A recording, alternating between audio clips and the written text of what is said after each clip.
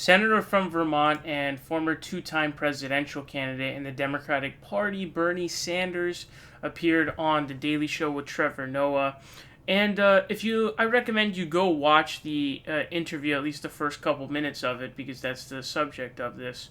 Trevor Noah actually asked some pretty good questions, some really interesting questions, which I think are actually pretty good. But Bernie Sanders is basically explaining his position here because he is full throttle on his endorsement of Joe Biden for president. So is Alexandria Ocasio-Cortez. And so Bernie Sanders said that the day after Biden's elected, we're going to have a serious debate. Now, this is a big thought that is going on with a lot of lefties. So his quote is, "We're going to come together to defeat Trump. And the day after Biden is elected, we're going to have a serious debate about the future of this country. But it will be done within the framework of a democratic society." And so Bernie Sanders basically is of the belief, and we see this now going on with the U.S. Postal Service, he believes that Donald Trump is a threat to democracy, which seems kind of true, and he says that he's the most dangerous president in history. And so he says, "What you're seeing now is what I would call a united front of people of many different points of view.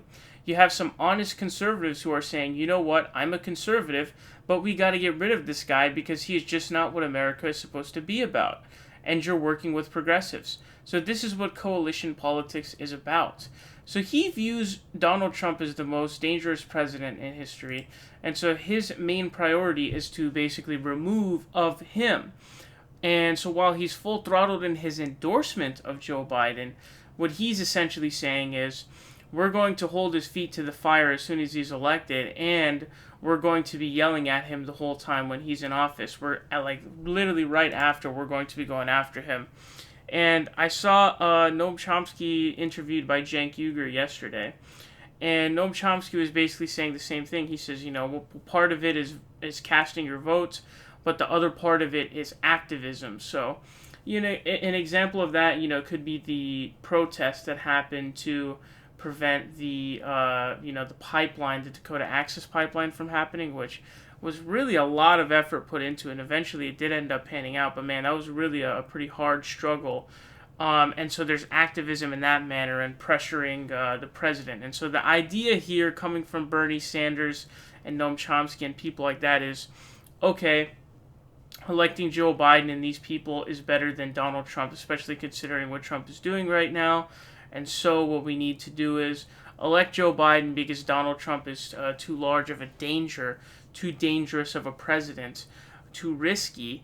And then as soon as Joe Biden is elected, we are going to, really hold his feet to the fire. We are going to fight for progressive causes. Now, the question becomes, how effective will your fight really be able to be when you've given your vote up? But I guess that's going to be seen because there's no way Joe Biden is losing this election. So I guess we will find out when Joe Biden does end up getting elected. We'll see how it ends up panning out.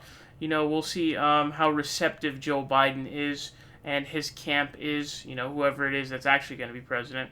It'll be interesting to see how receptive they are to the progressive desires. We're going to have to see. Apparently he's distancing himself already from the term public options, so he seems to be dropping that. I also saw that the commitment to, I forgot if it was ending fossil fuels or ending funding from fossil fuels.